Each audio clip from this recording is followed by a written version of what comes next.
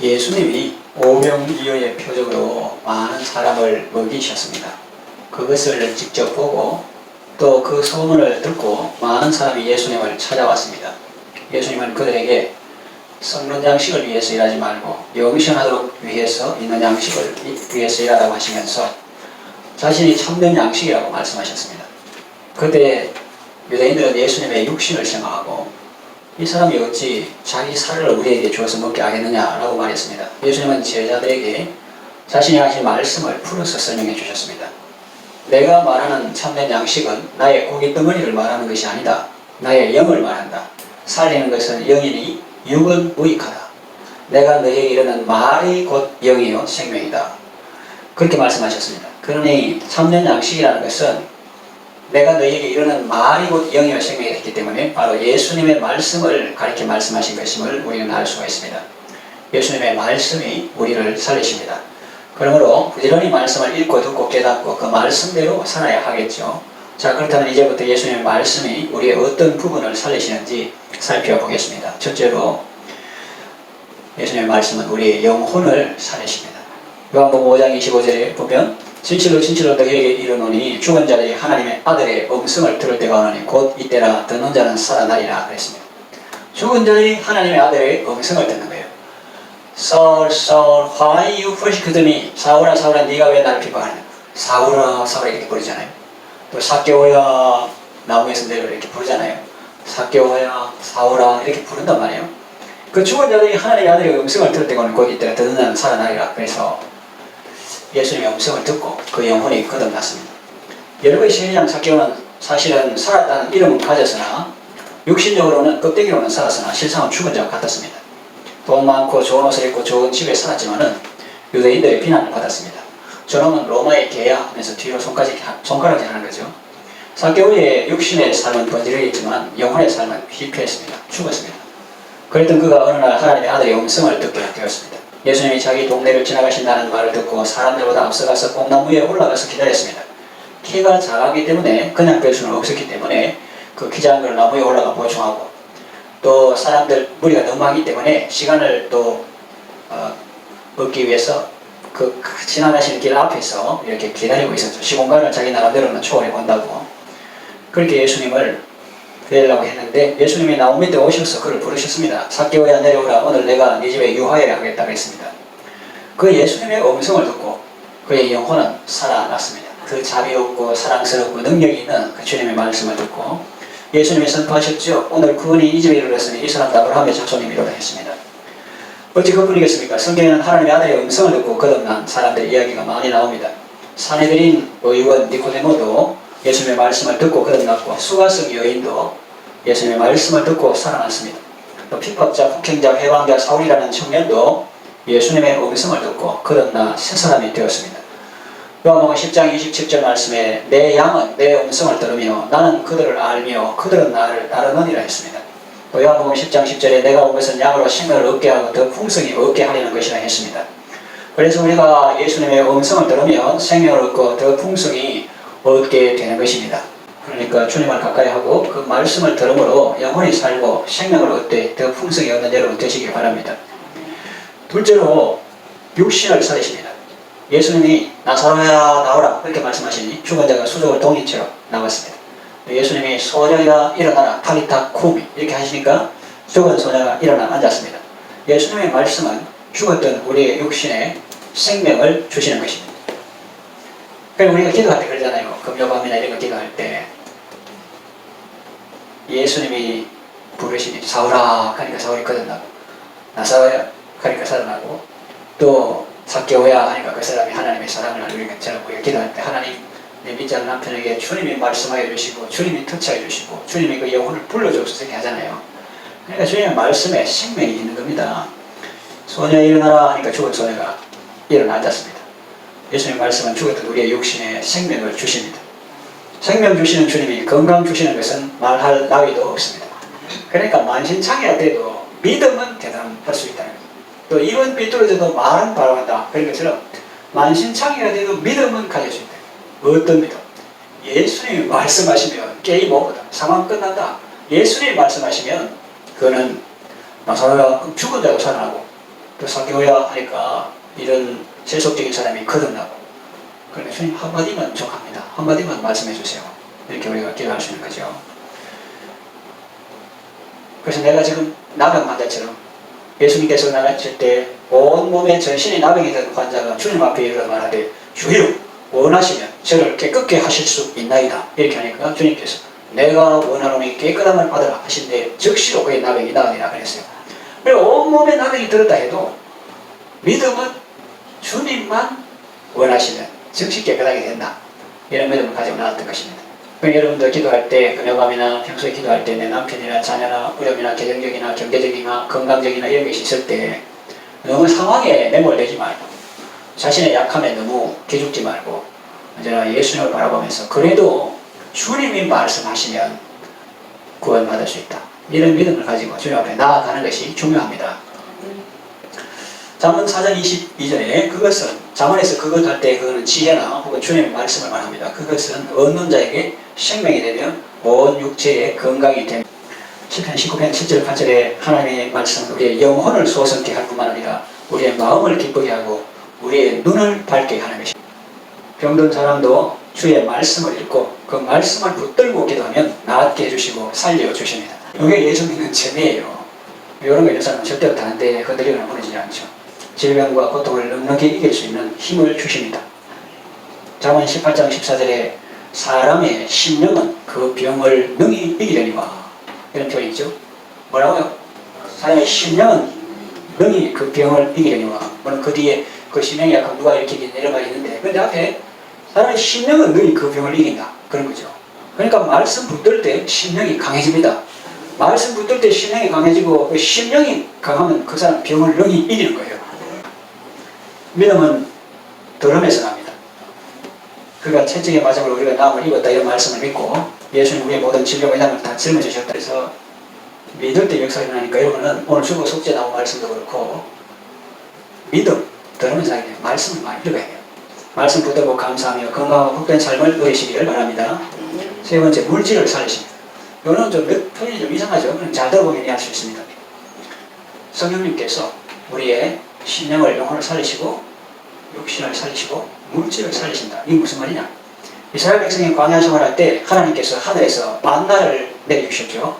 그때 이를 기억해 봅시다. 예수 동안 매일 아침 만나가 내리고 안식일에는 만나가 내렸습니까? 안 내렸습니까? 안 내렸죠. 평소에는 만나를 정해진 양 이상을 거두면 벌레가 생기고 썩고 냄새가 났습니다. 하나님께서 매일 거두라는데 니는 왜 그렇게 욕심부려 많이 거두었노?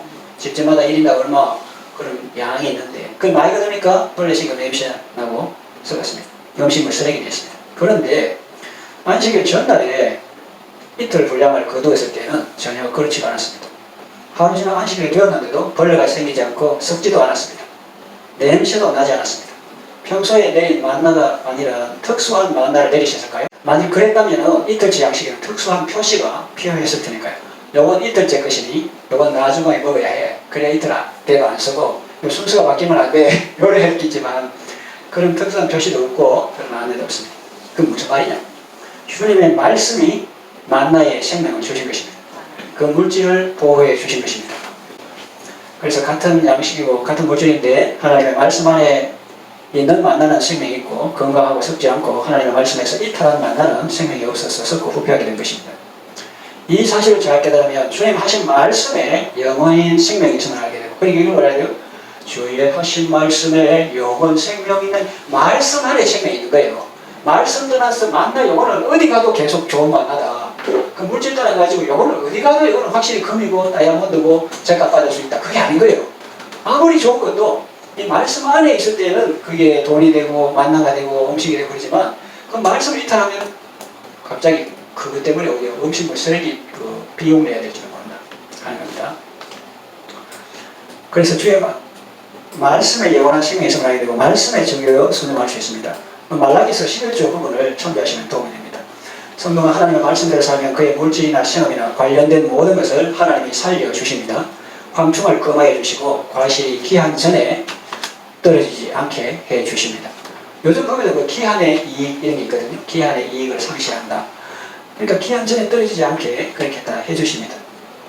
말라기서는 11조를 하나의 예로 들었지만 그런 전반적인 것을 볼 때는 이제 순종하는 시험이죠. 하나님을 공격하고 순종하는 생활. 그런 걸 하지 않고 선악과를 따먹고, 요즘 말 하면은 하나님이 금하신 거, 이거 하지 마라. 사기치지 말고 공평한 추를 써라. 추를 2개 두지 말고 속이는 저울 쓰지 마라. 하나님이 금하신 것을 자기 마음대로 행하고 그렇게 살면 어떻게 될까요? 소득이 기대에 못 미칠 뿐만 아니라 그마저도 다 날아가 버립니다. 학교에서 1장 9절에 너희가 많은 것을 받았으나 도리어 적었고 너희가 그것을 집으로 가져갔으나 내가 불어버렸느니라. 좀 표현이 그렇지만 성격이 나오는 표현이에요. 이따 해도 이 사람의 불어도 다 날아가는데 하나님 한번 불어보면 그거 아무것도 없다는 거죠. 남한군의 여호와가 말하는 이것이 무슨 까닭이냐 이렇게 성경에 나와요. 이것이 무슨 까닭이냐 묻는 겁니다. 내 집은 황폐하였으되 너희는 각각 자기의 집을 짓기 위하여 달랐습니다. 뿐만 아니라 우리의 재산이나 물질이나 우리와 관계된 모든 것들도 하나님의 말씀을 잘 듣고 그 말씀대로 살도록 그 말씀의 법칙 안에서 살도록 우리는 해야 되겠죠. 신명기 28장 1절에서 6절 보면 네가 네 하나님 여호와의 말씀을 삼가 듣고 내가 오늘 네게 명령하는 그의 모든 명령을 지켜 행하면 네 하나님 여호와께서 너를 세계 모든 민족에 뛰어나게 하실 것이라. 내가 네 하나님 여호와의 말씀을 청종하면 이 모든 복이 네게 임하면 네게 이르리니 성읍에서도 복을 받고 들에서도 복을 받을 것이며 네 몸과 네 자녀와 토지의 소산과 짐승의 새끼와 소와 양의 새끼가 복을 받을 것이며 네 광주리와 떡반죽 그릇이 복을 받을 것이며 네가 들어가도 복을 받고 나가도 복을 받을 것이니라. 12절 여호와께서 너를 위하여 하늘의 아름다운 보고 보물 창고를 여시사 네 땅에 때를 따라 비를 내리시고 네 손을 하는 모든 일에 복을 주시리. 말씀 순종하면 이 모든 복을 받아 누리시기를 바랍니다. 말씀을 정리합니다. 예수님의 말씀은 우리에게 생명이요 능력입니다. 왜 그러냐? 우리 복음성가 필요하신 잘합니다. 예수님이 말씀하시니 물이 변하여 포도주된 맹물이 있고 포도주 있습니다. 포도주는 시간이 지나면 지날수록 나폴레옹 시대보다 그러면 비싸고 맛도 그겁니다. 근데 물은 나오니까 더 좋아지니까 오히려 섞고 고이게 되죠. 고이면 섞게 되죠.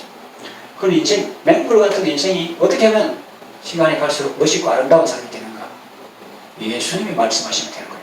그러니까 예수님이 말씀하시니 물이 변하여 포도주 되는데 예수님이 불러주시면 참 평범한 인생이 정말 아름다운 멋진 인생으로 되는 거예요. 그렇게 예수님의 말씀은 우리의 영혼에 생명을 주십니다. 또 있어요. 예수님이 말씀하시니 죽은 나사로 살아났다네. 예수님이 말씀하시니 눈먼 받으며 눈을 떴다네. 그러니까 뭐 약 먹고 병원 가고 이런 것도 좋은 의사 만나고 좋은 병원 찾기 위해서 이것도 기도하지만 그런데 예수님 말씀해 주세요.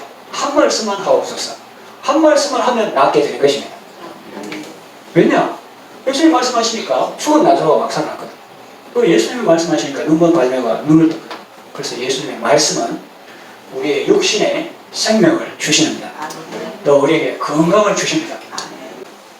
거친 바다와 같은 그런 환경이 내 주변에 있을 수 있습니다. 사람들이 애먹이고 팀장, 과장, 또 밑에 있는 사람도 돈 많이 버는 사람들을 하면 되겠네요 욕하면서 꼭 높은 사람만 갑질하는 게 아니고 아래 사람도 선생님 저거 휴지 좀 주세요 하면 원장 선생님한테 그런 걸 왜 우리한테 시킵니까? 돈 많이 받는 사람도 그런 거 하면 되겠네요. 아래 사람이 막 갑질하는 그런 것도 있어. 근데 뭐 그런 인간관계라든지 막 어렵잖아요. 그런데 직장생활 하기 힘들고 그런데 그때도 예수님 말씀하죠. 예수님이 말씀하시니 거친 바다가 잔잔해졌네 이렇게 하잖아요. 거친 바다가. 우리가 이 예수님 말씀하시니 눈먼파리에 눈을 떴다 이거 우리한테 해당이 됩니까 안 됩니까? 해당이 되지. 그러니까 그 다음 가사가 나오잖아요. 예수님 나에게도 말씀하셔서 그렇게 합니까? 김혜수 기자님 나에게도 말씀하셔서 그렇게 합니까? 네. 그렇게 해야 돼. 안 그러고 나는 놔두고 바디메어에게 말씀하셔서 이렇게 하는 사람이 있다니까. 그리고 찬송 부를 때 나 같은 죄인 살시 이렇게 안 부르고 A라고 쓰고 B라고 이런다 이런 것처럼 그렇게 안 부르고 너 같은 죄인 살리시 이렇게 하고 주 은혜 고맙지 급치는 뭐고 그러니까 이걸 내게 주신 말씀을 받았습니다. 나에게도 말씀하셔서 나에게도 말씀하셔서 주여 주여 내 말 들어서 죄인 오라 하실 때에 날 좀 불러주세요. 저 죄인 많은데 저거 하시고 나는 아닙니다 이러지 말고 죄인 오라 하실 때에 나를 좀 불러가지고 죄인 중에 정말 이 대책 없는 죄인이어 있습니다. 나를 불러주세요. 그렇게 할 때 은혜 받고 그 은혜 받을 때 예수님이 적고 재는 거예요. 맨날 너 같은 주인이 가고 또 아니면 운동에 요하는 사람은 재미없어요. 재미없고 맨날 남한테 뭐 이제 자꾸 하라고 자꾸 갚기라고 보니까 자기가 이제 은혜 받을 때 정말 즐거움 넘치는 것입니다. 그래서 말씀으로 영혼도 살리시고 육신도 살리시고 말씀으로 병도 고치시고 말씀으로 환경도 주님이 변화시켜 주시는 것입니다. 그래서 말씀을 가까이 하고 부지런히 읽고 듣고 순종하고 실천하여 시냇가에 심은 나무처럼 푸르고 무성하여 열매를 많이 맺는 복 있는 사람이 다 되시기를 바랍니다.